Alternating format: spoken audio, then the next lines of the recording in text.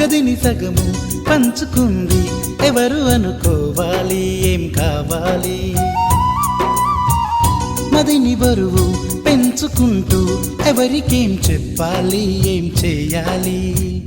అసలు తను ఎలా ఉందో ఏం చేస్తుందో ఏమోలే.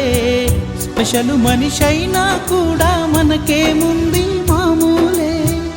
కళలు తెలుసా ఏమో బహుశా కవిత మనిషా కలల హంస.